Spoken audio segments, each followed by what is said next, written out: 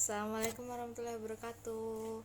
Saya Bunga Malia Febrianti dari Fakultas Ekonomi Bisnis Islam IAIN Jember, jurusan Ekonomi Syariah 4. Di sini saya akan menjelaskan 3 materi ekonomi makro, dan ini tugas UTS saya. Oke, saya di sini akan menjelaskan tentang ilmu ekonomi. Ilmu ekonomi ini adalah ilmu yang berasal dari kata Yunani kuno, oikos dan nomos. Kalau jika digabungkan, oikos dan nomos ini pengelola artinya. Nah, jadi ilmu ekonomi secara umum ini bisa dibagi menjadi tiga bagian. Yang pertama, deskriptif adalah lebih dalam menganalisis gambar, kondisi, dan fakta apa saja yang telah terjadi di sesuatu kegiatan lingkup perekonomian.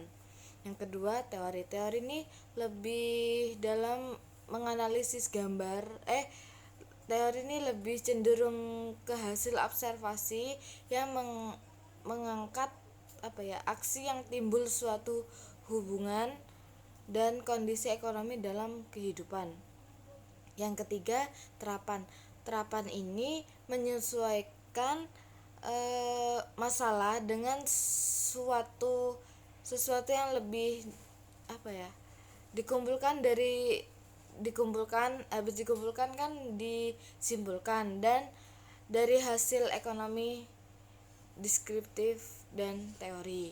Nah, selanjutnya di sini ada teori dasar ekonomi makro. Yang pertama, pendapatan dan pengeluaran. Yang kedua, pengangguran. Yang ketiga, uang dan fungsinya. Yang keempat, inflasi dan deflasi. Yang kelima, permintaan agregat dan penawaran agregat. Yang keenam, keseimbangan LS dan LM. Yang ketujuh, ekspor dan impor. Selanjutnya saya akan menjelaskan tentang pengangguran. Nah, yang pertama, pengangguran.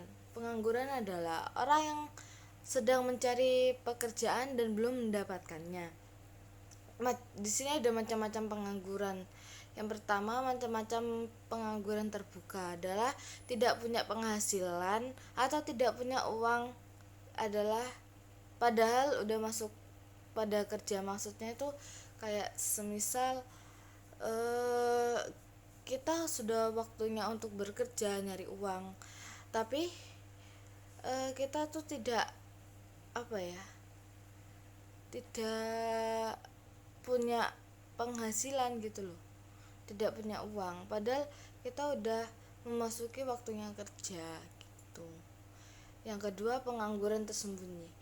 Ini bekerja tapi waktunya standar, semisal kerja 10 jam, 10 jam ya kerjanya, 8 jam kerja, 2 jamnya itu nganggur. Itu yang dinamakan pengangguran tersembunyi. Kalau yang selanjutnya, pengangguran musiman.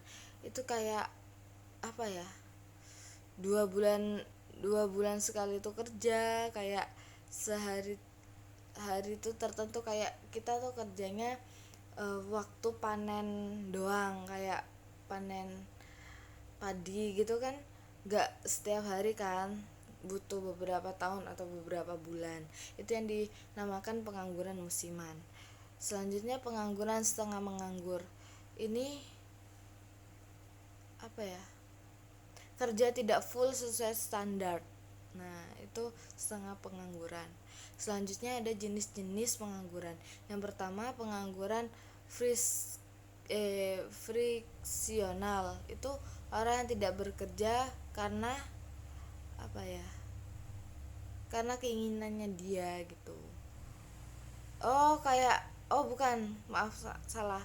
Kayak orang yang tidak bekerja karena sebelumnya di kerjanya dia tuh nggak cocok, jadi dia resign terus mencari pekerjaan baru. Lah, itu friksional. Yang kedua itu ada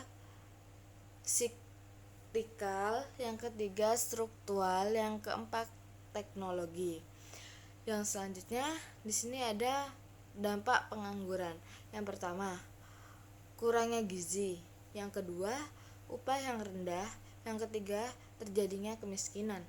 Nah, di sini ada penyebab pengangguran. Yang pertama, tidak sebanding dengan penawaran yang permintaan pekerja. Yang kedua,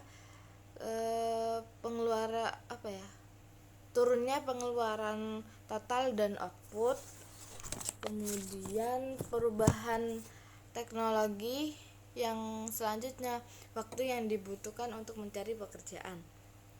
Yang selanjutnya ada cara mengatasi pengangguran. Yang pertama, menyelenggarakan tenaga kerja.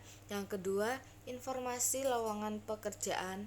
Yang ketiga, memberikan pelatihan kerja. Yang keempat, membuka lapangan pekerjaan.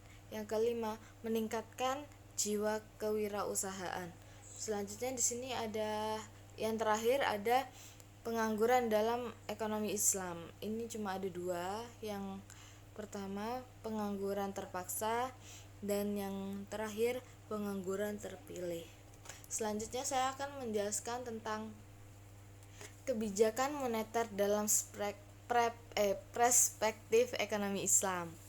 Nah, kebijakan moneter ini seperangkat kebijakan ekonomi yang dibuat untuk mengatur ukuran serta tingkat pertumbuhan pasokan uang di dalam perekonomian negara. Kebijakan moneter ekspansi, kegiatan yang diambil untuk meningkatkan jumlah uang yang beredar. Nah, selanjutnya